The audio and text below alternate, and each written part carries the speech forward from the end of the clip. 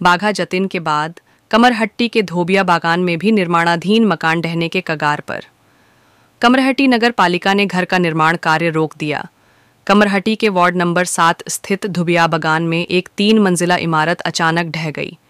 यह बिल्डिंग 6-7 माह से निर्माणाधीन थी। बिल्डिंग के बगल में एक सरकारी स्कूल भी है। नई बिल्डिंग के निर्माण के दौरान बिल्डिंग ढहने लगी। प्रमोटर ने इमारत को हाइड्रोलिक तरीके से खड़ा करने के लिए योजना बनाई है। नवनिर्मित बिल्डिंग की इस स्थिति को लेकर क्षेत्रवासी शिकायत करते रहे हैं। इस पूरे मामले से इलाके के लोग अब दहशत में हैं। बिल्डिंग के आसपास नियमों के मुताबिक कोई छूट नहीं है।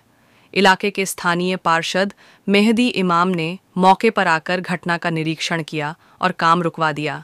इलाके के लोगों की शिकायत है कि कमरहट्टी में अवैध तरीके से हाई राइज कंस्ट्रक्शन किया जा रहा है और प्रमोटरों का धमकी भरा कल्चर भी जारी है। इलाके के लोग भयभीत हैं। इलाके के लोगों का एक ही सवाल है कि अगर इसी तरह कमरहट्टी में अवैध इमारतों का निर्माण होता रहा तो भविष्य में कमरहट्टी में रहने की स्थिति भयावह हो जाएगी।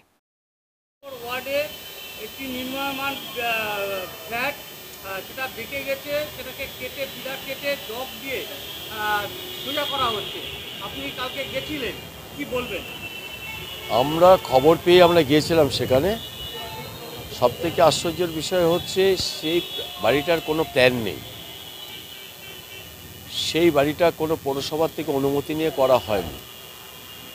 এক, দুই, সেই বাড়িটা যে হেলে গেছে তার জন্য যে যারা কোন এজেন্সি কাজ করছে পৌরসভাকে জানানো হয়নি। যদিও জানানো হলেও আমরা সেটা অনুমতি দিতাম না, যেহেতু তার কোনো প্ল্যান হয়নি। তো পুলিশ সঙ্গে ছিলেন, পুলিশরাও বেরিয়েছিলেন। আমরা সেই কাজকর্ম বন্ধ করতে বলেছি। আমি ইতিমধ্যে একটা এফআইআর করেছি সেখানে, এবং বাড়ির যে মালিক তার নামে একটা এফআইআর করা হয়েছে, এবং তার পরবর্তীকালে যাদের অ্যাকশন নিতে হবে সেটা নেব। কিন্তু আপনার বলে আসার পরেও আজকে দেখলাম কাজ করছে। এই যে খবরটা পেলাম, আমি এক্ষুনি কামারহাটি পুলিশকে আমি খবর দিচ্ছি। আপনার থেকে খবর পেয়েই ব্যবস্থা গ্রহণ করুন। আর বেঙ্গল মিউনিসিপাল অ্যাক্ট, সেই অ্যাক্টকে বুড়ো আঙুল দেখিয়ে কামারহাটি যে অঞ্চলে সেখানে বহুতল নির্মাণ হচ্ছে, 12 ফুট রাস্তার উপরে 5 তলা ছাড় নেই, কি বলবেন? একদম ঠিকই বলেছেন। যেগুলো আমাদের চোখে পড়েছে বা আমরা দেখেছি, আমরা আমাদের ইঞ্জিনিয়ার পাঠিয়ে দেখেছি। আমরা সব কটার থেকে কী করেছি, আমরা নোটিশ পাঠিয়েছি। নোটিশ পাঠিয়ে আমরা হিয়ারিং করিয়েছি। হিয়ারিংয়ে একবার আসেনি, দ্বিতীয়বার আসেনি, তৃতীয়বার, ইত্যাদি ইত্যাদি। তারপরে হিয়ারিং করে ডিমোলিশ করার অর্ডার দিয়েছি। ডিমোলিশ করার অর্ডার দিয়ে একটা টাইম দিয়েছি, এতদিনের মধ্যে করে দাও। সেটা যখন না করা হয়েছে আমরা এফআইআর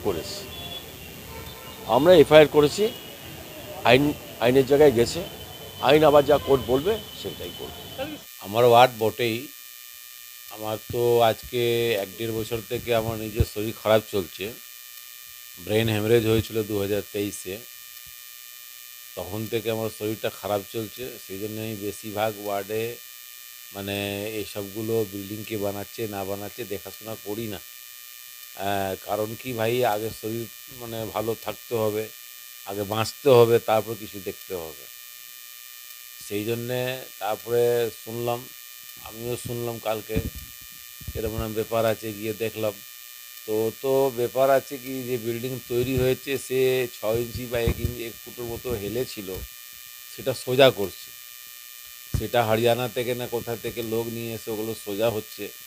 এবার সোজা কতটা কী হবে না সেটা তো আমি জানি না, সেটা তো মিস্ত্রি বলবে, সেটা ওখানকার লোক বলবে, যে লোক সোজা করছে, যার তৈরি হচ্ছে তারা বলবে। তার জন্য চেয়ারম্যান তো কালকে নিজের বক্তব্য রেখেছেন।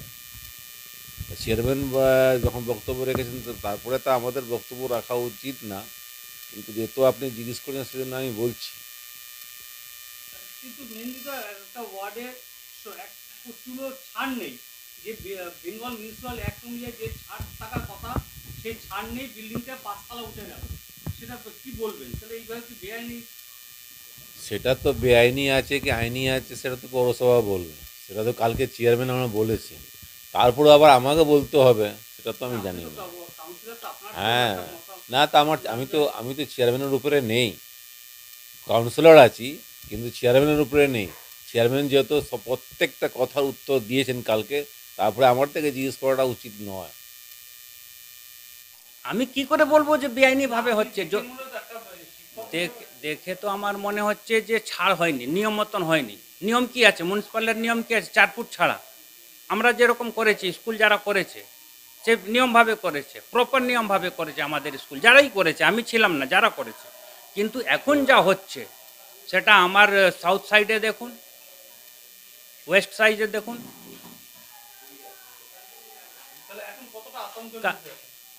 খুব বেশি আমরা তো চিন্তায় আছি, আমরা তো বাড়িতে গিয়ে ঘুমাই, কখন কি খবর চলে আসবে।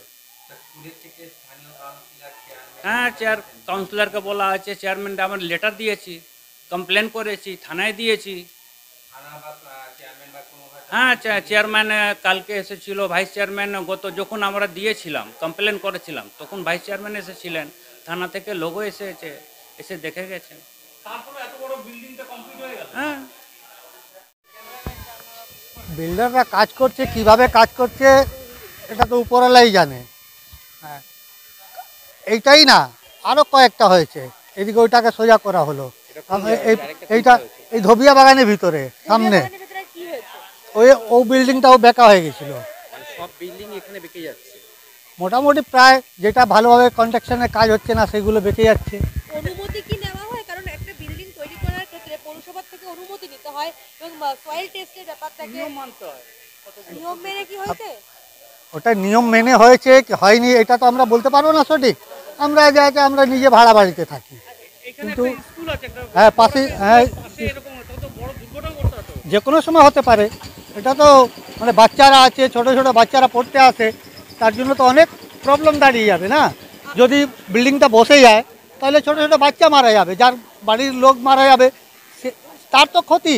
এখনো বিল্ডিংটা তৈরি হয়নি, এখনই জগ যেখানে নিচে ভিটাই দুর্বল হয়ে গেছে, তাহলে পরবর্তীকালে কি হতে পারে? ভবিষ্যতে আরও খারাপ হতে পারে। এখন তো এতটা হয়েছে, কিছুদিন পরে আরও বেশি হয়ে যাবে।